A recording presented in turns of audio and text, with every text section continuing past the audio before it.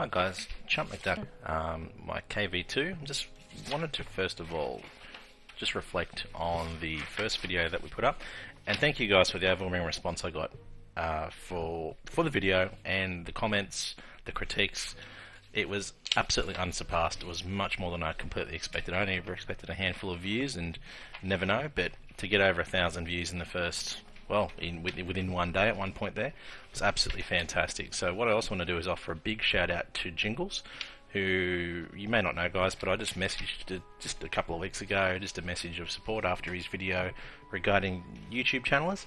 Just said, look, thanks very much for your video. It gave me some great ideas. If you get the chance, come and have a look at the video I'm putting up. Now, I didn't actually expect a response from Jingles. You know, he's a pretty busy guy, has a lot of other things that he has to do, but he absolutely over-delivered. Not only viewed my video, but left me a nice comment, and from that, I've got a whole lot of you guys coming on to view as well, a whole bunch of new subscribers, and it's just been a really overwhelming response. So again, thank you very much for everything that you guys have offered.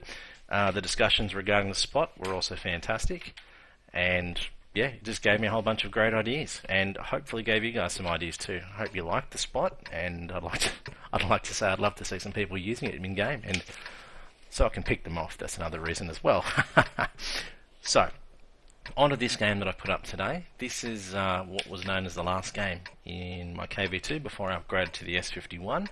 Now, you may not consider it an upgrade, but I don't play much artillery, so for me it was a new experience, and I'd really played out what I could in the KV2.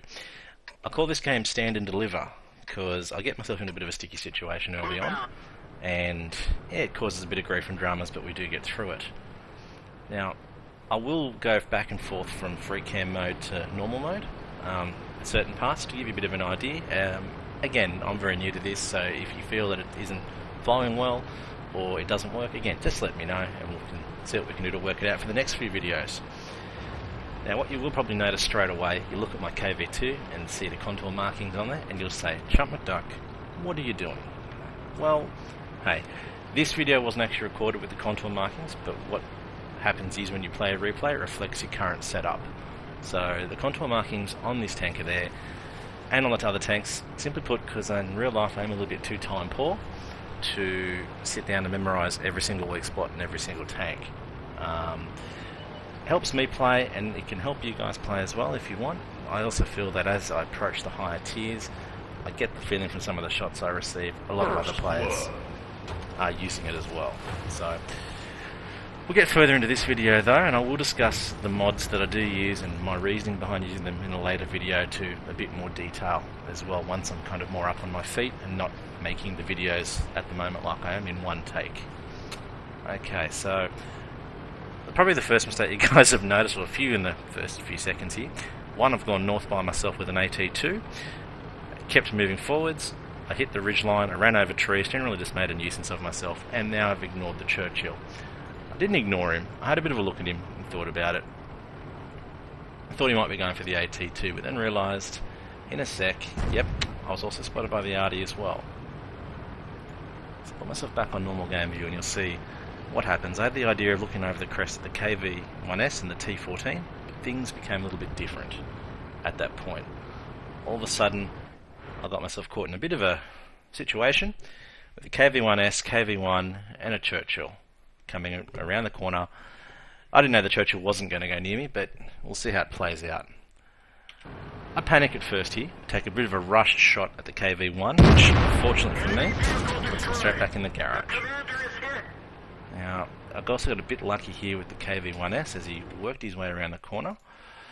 Now, I'm going to show you guys a very, very, very big piece of luck coming up now, just using the free cam.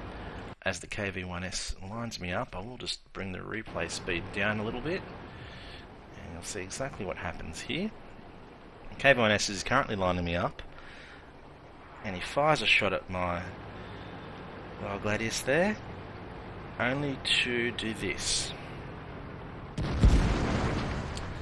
Now, he's actually missed me. He's firing AP, luckily for me, because the high explosive would have absolutely shredded my crew. I really dodged a bullet, pardon, well, so to speak there, in that sense, as I now circled in on the KV1S. This time I took a bit more time, aimed for the commander's viewport, Thankfully the KV2 gun, the derp cannon, was more accurate and I was able to get the kill there. Now I'll bring the game back to standard speed to give you an idea of where we are. The Churchill now was in 2 mines as far as I could see. I was trying to keep a bit of cover from the birch cannon, but looking at the way the Churchill goes, he was probably a player at about my level as well. He probably isn't that good, and he had eyes on the AT2. Didn't realise what he was missing behind him. I did the same thing that the KV1S did to me. Unfortunately, I didn't aim.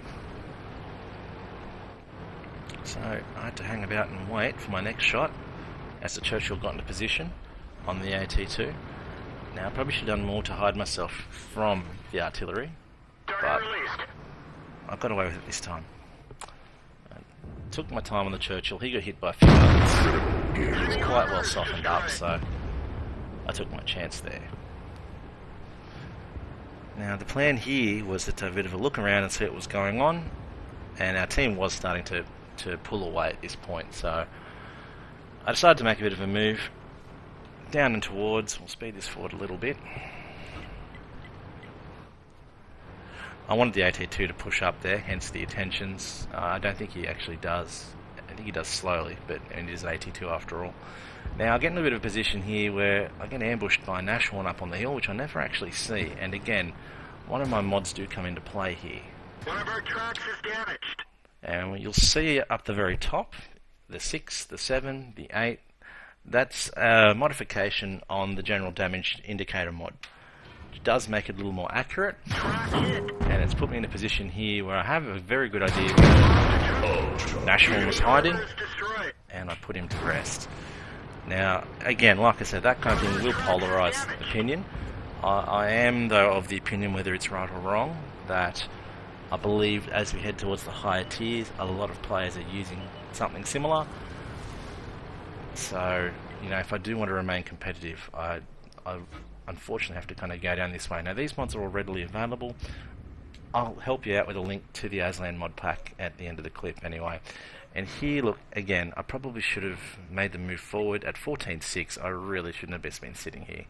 I know that now, as I do become a better water tanks player, slowly but surely.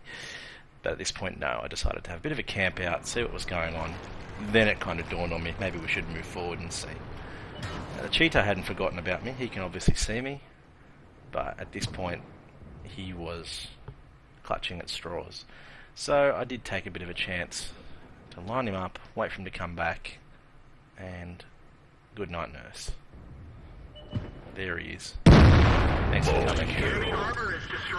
And look, guys, that's pretty much the end of this clip. It was my last KV2 match.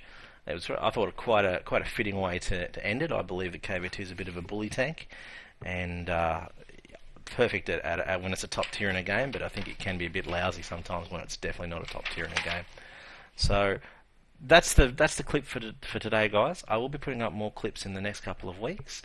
I am back at work in a full-time capacity on Monday. This clip's been put up on Saturday afternoon. You probably won't receive it Australia time till Saturday evening.